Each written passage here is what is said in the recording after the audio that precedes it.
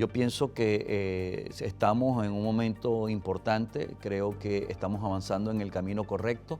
Sin embargo, pues como he dicho en varias oportunidades, llegó también el momento de acelerar un poco el carro y mostrar los dientes ante estos individuos que si no se detienen con anticipación, cuando lo vayamos a hacer ya será absolutamente tarde.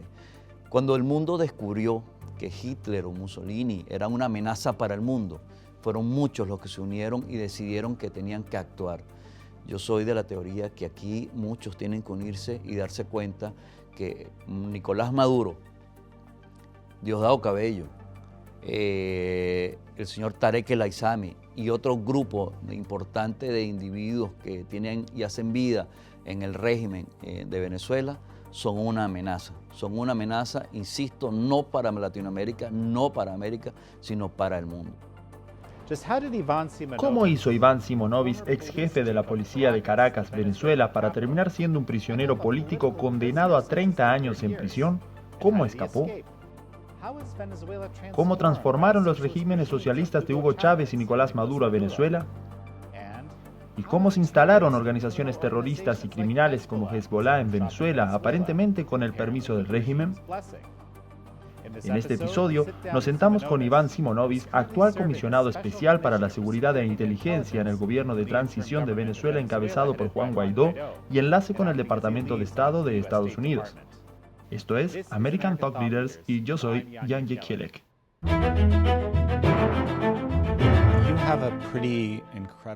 Usted tiene una historia bastante increíble. Comenzó siendo uno de los comisionados de policía, creo yo, más conocidos del país, en la capital, Caracas, y terminó pasando 15 años en prisión. Primero que todo, ¿cómo sucedió?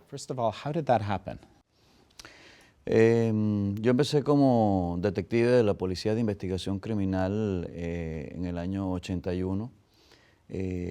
Escalé por cada una de las jerarquías y trabajé en diferentes áreas de la investigación criminal. Fui jefe de la Unidad de Operaciones Especiales y ya ocupando cargos de alto nivel, pude establecer contacto y trabajar conjuntamente con el comisionado Bill Bratton. Él en ese momento acababa de dejar el cargo de comisionado de policía en Nueva York y esas estrategias que se implementaron en la ciudad de Nueva York, nosotros tratamos de implementarlas en Caracas para poder reducir el crimen en esta ciudad. Varios de los cursos que yo hice de mejoramiento profesional fueron acá en los Estados Unidos con el Departamento de Estado, con el FBI y otras agencias de investigación e inteligencia.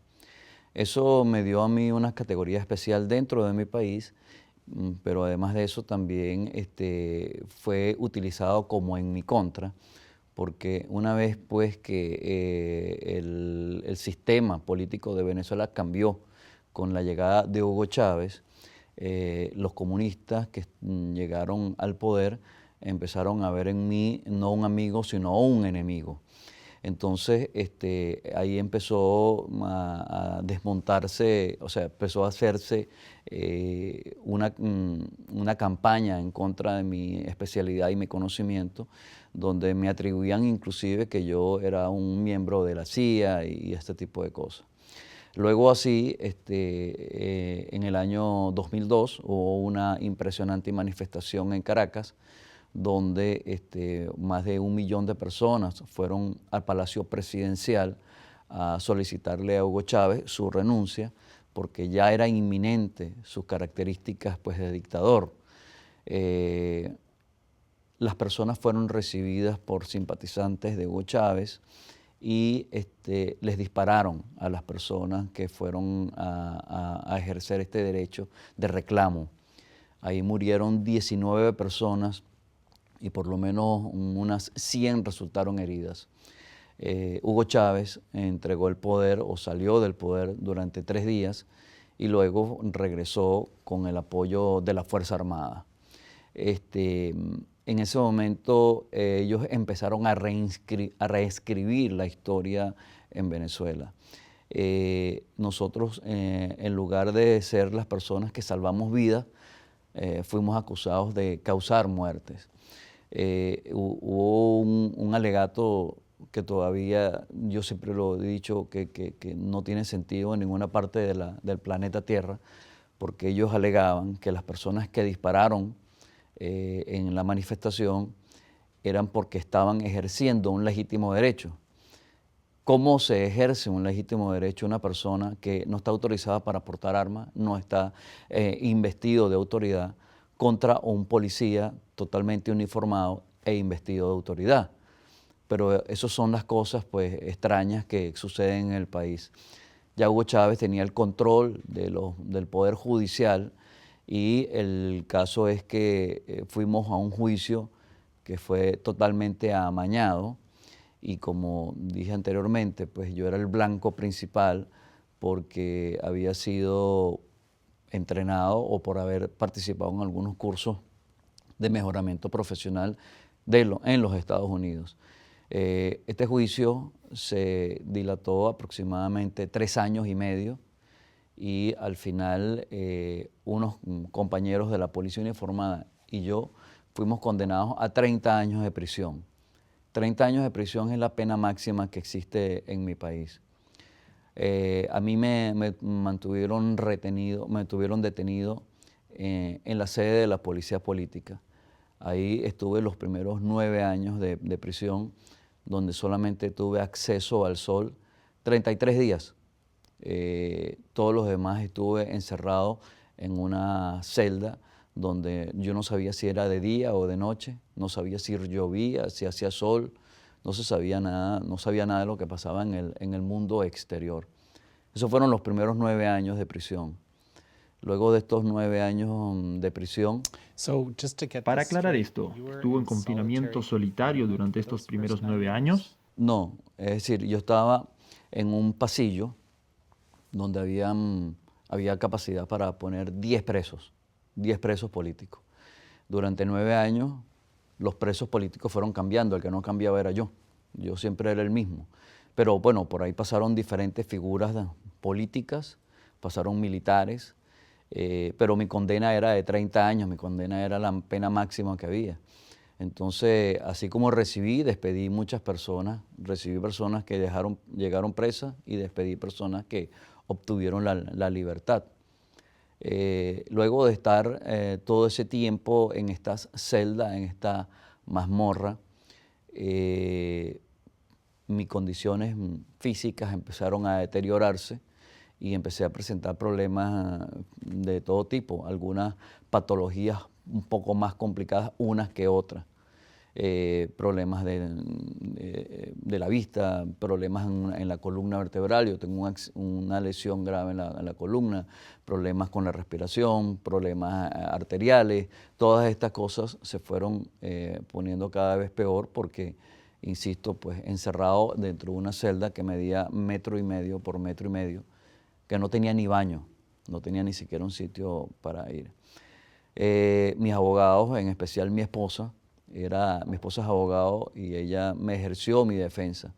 Reclamó sobre mis condiciones de reclusión y todo eso se llevó a diferentes instancias nacionales e internacionales hasta que llegó un momento donde el régimen, viéndose en evidencia de las atrocidades que estaban cometiendo en mi caso y en otros casos, decidieron sacarme de esa celda donde estaba, pero no para otorgarme una libertad, ni mucho menos, sino me mandaron a una cárcel militar.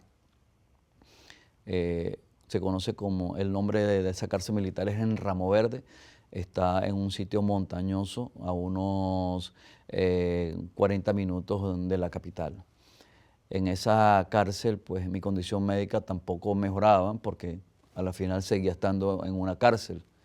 Luego de esto, pues, insisto, el equipo de abogados y las presiones internacionales, habían presiones inclusive de los dirigentes políticos de oposición sobre mi condición y bueno, fue cuando el régimen permitió que yo estuviese casa por cárcel, ¿no? Es bueno aclarar que ya yo tenía allí gran parte de la pena que la había cumplido, y como en todas partes del mundo, cuando una persona está detenida y cumple parte de la pena, le corresponden una serie de medidas alternativas para terminar de cumplir la pena. A mí desde el año 2012 me correspondían medidas alternativas al cumplimiento de la pena, pero el régimen no permitía que yo tuviese esa libertad condicional como se le conoce usualmente. Luego, estando en mi casa, pues tampoco recibía atención médica, no me trasladaban. Yo no tenía permiso de visitas, yo no tenía autorización para reuniones. Era fotografiado entre 6 y 8 veces al día para verificar que yo estuviese allí. Tenía un grillete electrónico en mi pierna y tampoco tenía la posibilidad de ver a los médicos. Así que mi condición médica mejoró en algunas cosas porque obviamente pues estás en tu casa, la atención de la familia, todo eso hace que de alguna forma tu estado de ánimo y tu estado mental y tu condición física mejore. Pero problemas que habían que atacar desde un principio no se podían atender. Es así como pasaron casi unos 4 años y luego el año pasado de un evento que se suscitó en Venezuela que se conoce como el 30 de abril, donde hubo un intento de golpe, de que los militares se alzaron en contra del presidente Maduro. Empezó a surgir el tema que muy posiblemente me regresarían a la cárcel a mí. El presidente Guaidó había firmado un documento donde a mí, luego, si se daba la instauración del gobierno total del presidente Guaidó, yo saldría en libertad. Eso llamó la atención de los militares y del entorno del presidente Maduro, y empezó a circular la información que es que me volverían a la cárcel. Yo tengo muchos compañeros que todavía son activos y ellos me advirtieron pues, de que eso muy posiblemente sucedería, que me trasladarían de nuevo a la cárcel. Yo en ese momento tomé una decisión y pensé, yo a la cárcel no regreso, así que o es la libertad o es la muerte. Es por ello pues que el 6 de mayo del año pasado, con la ayuda de algunos compañeros activos de la policía, hice una operación, salí por la parte trasera de mi casa porque el frente de la casa estaba custodiado por unos 12 hombres de la policía del régimen. Por la parte de atrás de la casa, como tengo conocimiento de tácticas policiales, hice un descenso en rapel.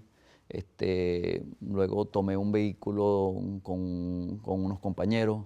Estuve como en 3 sitios diferentes escondido durante más o menos 3 semanas en Caracas. Luego de esto, pues, me movilicé hacia las costas del país. De las costas del país pude agarrar una embarcación que me llegó hasta una isla, y de esta isla pues tomé un avión con el que aterricé finalmente acá en los Estados Unidos. Gracias al apoyo pues, del gobierno del presidente Trump, a la aceptación que hay del reconocimiento del presidente Juan Guaidó, todas estas cosas han sido posibles.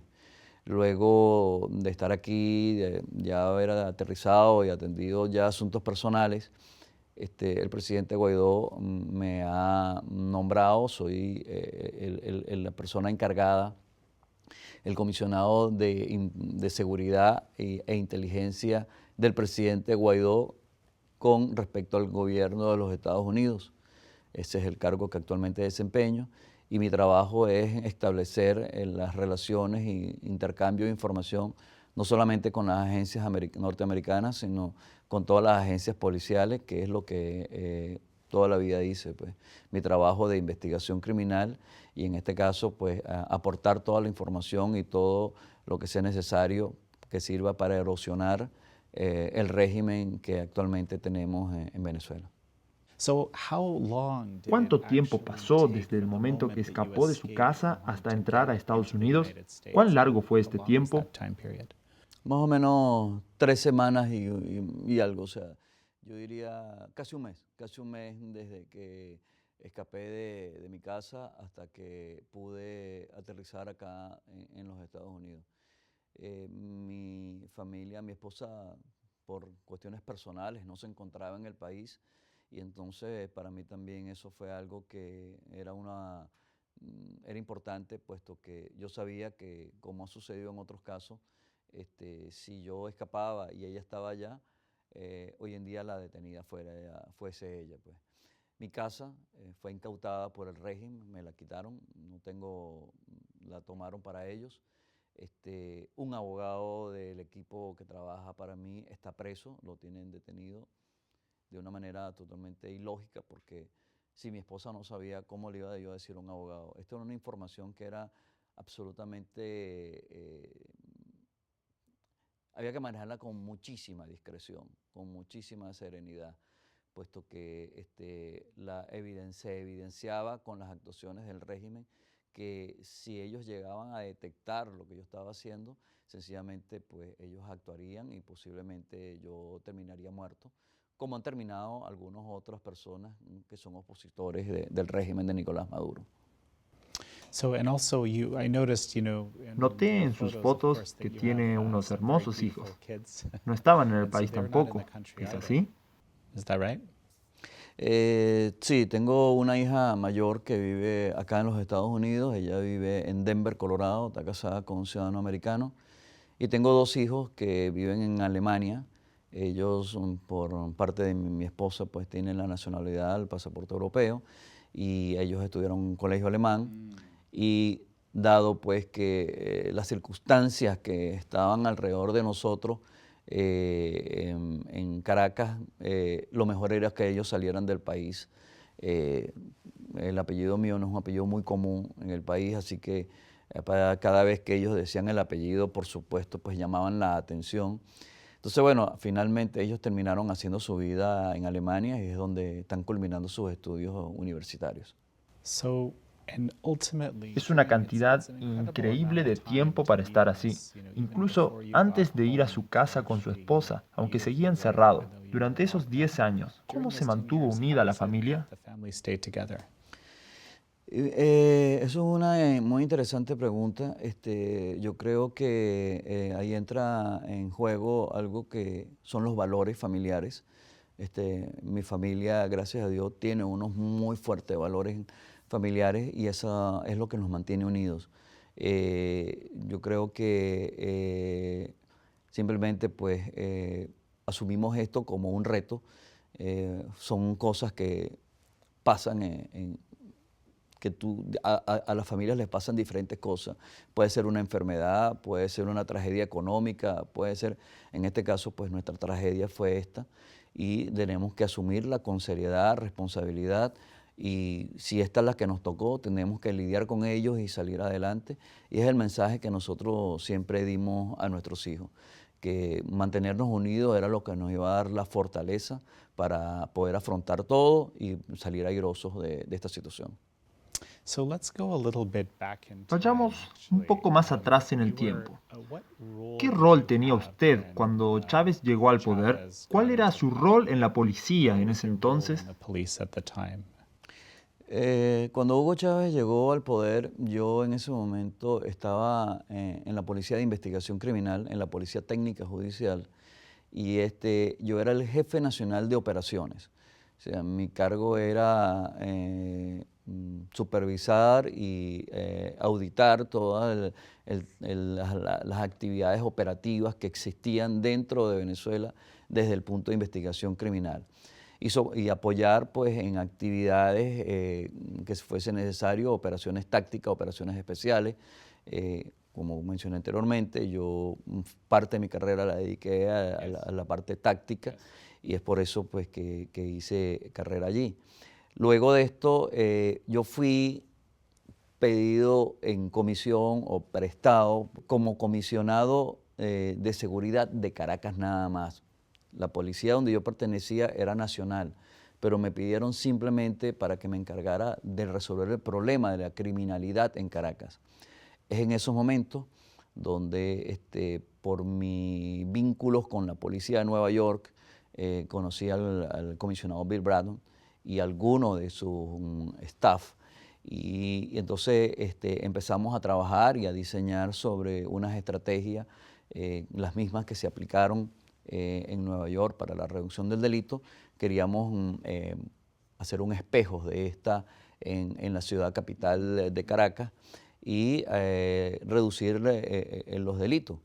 Lamentablemente pues no pudimos avanzar mucho porque como comenté e insisto, pues la presencia del señor Bill Bratton y los entrenamientos que yo tuve con las agencias en los Estados Unidos me ponían como el enemigo ideal del régimen, porque ellos son de tendencia socialista, comunista, y bueno, desde un principio, pues como se ha visto a través del tiempo, ellos han tenido animadversión, odio a todo lo que representa el suelo americano, el gobierno americano. A eso quería llegar en realidad. Comenzó a responder mi siguiente pregunta, la cual es: ¿cómo cambiaron las cosas desde antes de Hugo Chávez hasta después? ¿Nos puede dar un panorama de cómo cambiaron las cosas? Y luego, por supuesto, el régimen de Maduro. Ok, para empezar, que el gobierno de Hugo Chávez es un gobierno títere que empieza con su control desde Cuba. Fidel Castro, cuando estaba vivo, pues adoptó a Hugo Chávez como su títere en Venezuela. Ellos les interesaba por dos razones, una de ellas y la más importante, el dinero. Cuba, como he sabido, pues, es una isla pues, que no tiene forma de subsistencia a menos que tenga apoyo de países externos. Durante una época Rusia se prestó a esto, pero ya no lo hace. Entonces su única forma de sobrevivir era teniendo el apoyo de algún país que subsidiara todo lo que sucede dentro de la isla de Cuba. Entonces, esa fue una de las razones por las que Fidel le interesaba mucho hacerse del control de Venezuela. Por otro lado, hay una organización que se llama el Foro de Sao Paulo.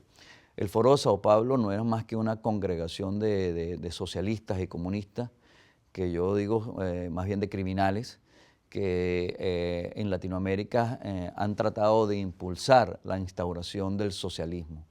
Entonces ahí donde está Kirchner, donde está Evo Morales, quien recién acaba de salir de Bolivia, Brasil, que también ha tenido cambios importantes, y dentro de ese grupo estaba Hugo Chávez. Fidel Castro era el hijo predilecto, Hugo Chávez, perdón, era el hijo predilecto de Fidel Castro, y por esas dos razones es que habían esas alianzas. ¿Cómo cambió Venezuela? Bueno, cambió radicalmente, cambió un giro de 180 grados. Los valores y principios que nosotros clásicamente conocemos y teníamos empezaron a cambiar. Existe una firme convicción socialista, pero que maneja un grupo élite dentro del régimen de Nicolás Maduro, que son los que se han enriquecido. Todo lo demás es una estafa que le han vendido a muchas personas incautas, haciéndoles ver que si tú le quitas al rico y le das al pobre, sencillamente la economía va a estar mejor. Lo cierto es que a la final más de 7.000 empresas privadas han dejado de operar en el país. La industria petrolera, que es la organización más importante desde el punto de vista financiero y que es lo que provee a Venezuela de sus mayores ingresos, está totalmente acabada. todo el entrenamiento, todo el staff de gobierno ha sido influenciado con estas nuevas teorías socialistas. Muchos de los policías o muchos de los individuos de la Fuerza Armada les han lavado el cerebro y les han hecho ver que el socialismo es, digamos, la vía correcta para que los pueblos puedan surgir. Y la final, pues, para muestra un botón, Venezuela está, según las organizaciones que hacen actividad que analizan el comportamiento económico, ponen a Venezuela en una situación totalmente paupérrima. En Venezuela no hay comida, en Venezuela no hay medicina. La criminalidad mata aproximadamente unas 25.000 personas al año y estamos hablando de un país que era de 30 millones de habitantes. Hoy en día hay menos de 25 porque en los últimos 2 años han salido del país más de 5 millones de personas buscando, no están buscando un sueño, están buscando sobrevivir. Porque una cosa es que tú vayas a un país, tú dices, yo me voy a los Estados Unidos por aquel lema del sueño americano. No, la gente lo que ha salido del país ha salido precisamente porque lo que quiere es sobrevivir. Es una economía que está totalmente en el piso. Sin embargo, ellos siguen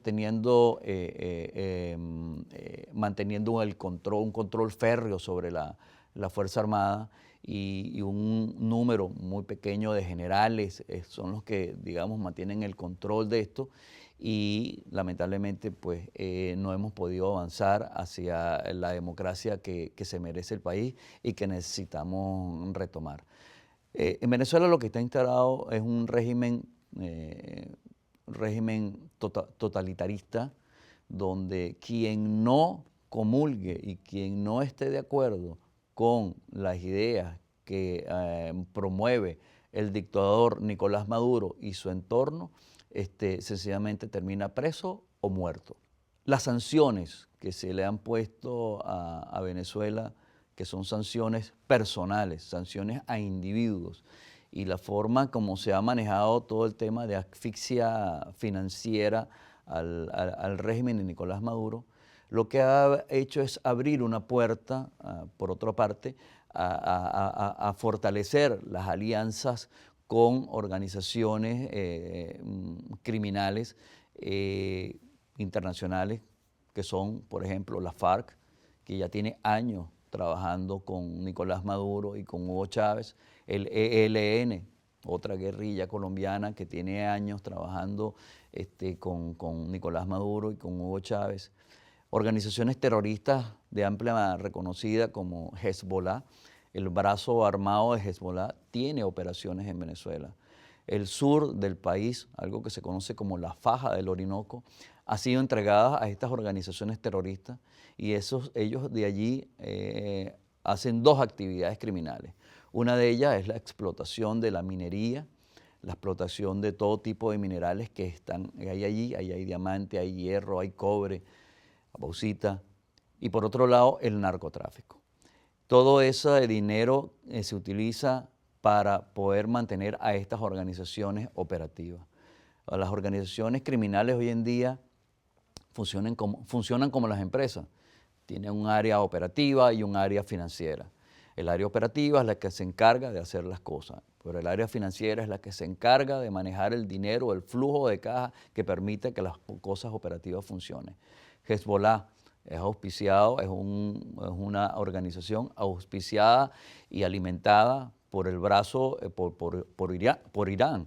Y eso no es nuevo, o sea, de esto se ha escrito y se ha hablado muchísimo.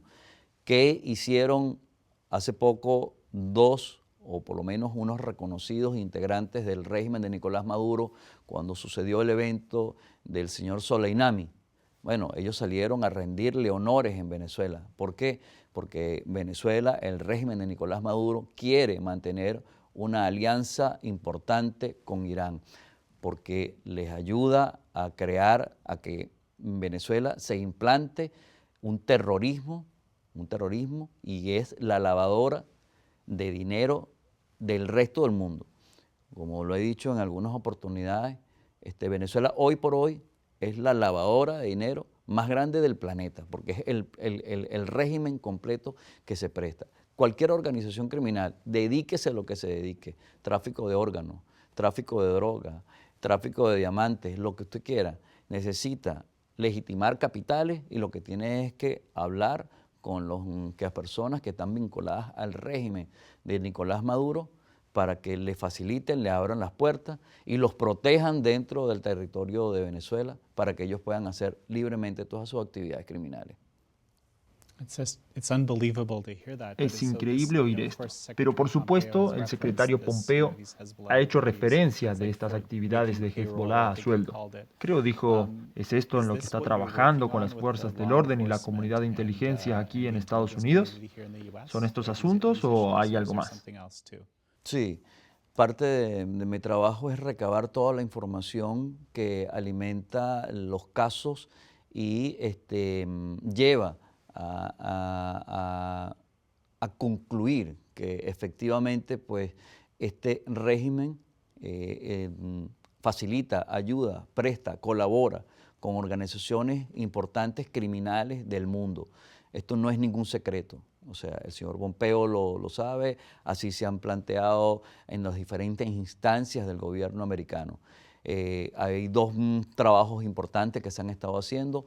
Parte de este trabajo lo hace el diputado Carlos Paparoni, maneja toda la parte financiera y él conjuntamente pues, con las oficinas encargadas de auditar estas operaciones internacionales, ha llevado pruebas de ese movimiento irregular de dinero que evidencia que son actividades criminales y terroristas. Y por mi parte, yo llevo información veraz sobre la presencia de estos grupos en Venezuela. Yo había mencionado en algunas oportunidades, por ejemplo, el caso del que era vicepresidente del área económica, Tarek El Aissami, actualmente nombrado en la industria petrolera. Es un señor que su padre, origen sirio chií, y él toda la vida ha tenido vínculo con Hezbollah. Cuando estuvo en sus años de la universidad, hubo investigaciones que determinaron que él hacía actividades de ocultamiento de droga o vehículos robados que eran para patrocinar o ayudar a los grupos terroristas, en este caso Hezbollah. Hoy por hoy, con una posición muchísimo más fuerte y una posición muchísimo más grande, se ha convertido en el individuo clave a nivel latinoamericano, como con algunos otros simpatizantes de estos grupos, para facilitar ese flujo de caja que necesitan estas organizaciones terroristas. He hecho hincapié en todas y cada una de las reuniones que voy a los representantes del gobierno de los Estados Unidos, advirtiéndole que pues a solo a 1.200 millas de Florida, de los Estados Unidos, se concentran las organizaciones criminales más mortíferas del planeta. Ahí están trabajando y planificando y haciendo cosas que si no se actúa con rapidez, si no se actúa con diligencia, esto pudieran convertirse en una amenaza no solo para Latinoamérica, no solo para América, sino para el mundo. Estaba leyendo la carta que le dio al presidente Trump y usted decía algo que me impresionó, que era, salvar a Venezuela es salvar al mundo. Creo que entiendo ahora con lo que me está contando.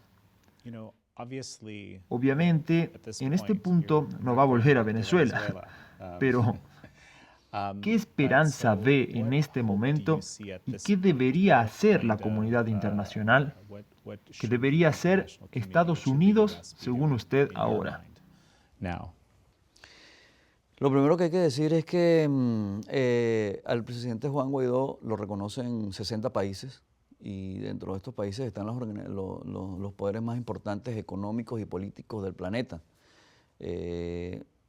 Eso ya te hace ver pues, que hay una legitimidad importante del reconocimiento al presidente Guaidó y todos los que conformamos su gobierno. Por otro lado, ha sido absolutamente contundente, decidido y claro el apoyo del presidente Trump y su staff de gobierno. El señor Pompeo, Elliot Abrams, todos no solamente se preocupan, sino se ocupan también por hacer las diligencias que sean necesarias para restaurar la democracia en el país. Yo pienso que estamos en un momento importante, creo que estamos avanzando en el camino correcto. Sin embargo, pues como he dicho en varias oportunidades, llegó también el momento de acelerar un poco el carro y mostrar los dientes ante estos individuos que si no se detienen con anticipación, cuando lo vayamos a hacer ya será absolutamente tarde. Cuando el mundo descubrió que Hitler o Mussolini eran una amenaza para el mundo, fueron muchos los que se unieron y decidieron que tenían que actuar. Yo soy de la teoría que aquí muchos tienen que unirse y darse cuenta que Nicolás Maduro, Diosdado Cabello, el señor Tarek El Aissami y otro grupo importante de individuos que tienen y hacen vida en el régimen de Venezuela, son una amenaza, insisto, no para Latinoamérica, no para América, sino para el mundo. Europa recién está entendiendo que si ellos no tienen una participación mucho más activa en frenar las actividades de estas personas, se verán las consecuencias y las consecuencias muy posiblemente las terminen pagando ciudadanos inocentes. So, your case Su caso es terrible, pero increíble al mismo tiempo, porque ahora puede tener este rol de defensor de algo muy importante para usted, obviamente. Pero supongo que hay otros en Venezuela que están viviendo lo que usted vivió hasta hoy. ¿Es correcto? Sí. En Venezuela, no solamente mi caso es algo emblemático, quizás por la cantidad de tiempo que estuve detenido y porque fui uno de los primeros. Todavía hay 4 compañeros míos presos, todavía hay 4 en la cárcel, que muchos de ellos han cumplido más de la cantidad de la pena que les daría una libertad condicional. 4 policías, honestos policías. Pero además de eso hay más de 700 presos políticos, más de 250 militares. En los últimos 2 años el régimen ha asesinado a 279 personas por participar en manifestaciones o sencillamente pues, decir lo que piensan. Esa es la realidad de lo que está sucediendo en Venezuela. ¿Y cuáles son sus próximos pasos ahora? Yo llegué a este país y en primer lugar estoy agradecido con el gobierno americano por todo el apoyo que me dio, pero estoy agradecido también con los ciudadanos americanos. Estamos haciendo una nueva vida, esto es una nueva oportunidad que se me está presentando y yo lo agradezco, no solamente por mí, sino por los millones de venezolanos que estamos aquí tratando de conseguir, de abrirnos, de hacer un nuevo sueño y tener una vida decente. Mi próximo paso es trabajar incansablemente hasta ver la libertad de mi país. Yo juré defender las leyes y es lo que voy a seguir haciendo hasta que no vea que el régimen de Nicolás Maduro desaparezca y la democracia vuelva a mi país. Yo seguiré trabajando incansablemente. Le agradezco mucho. Gracias.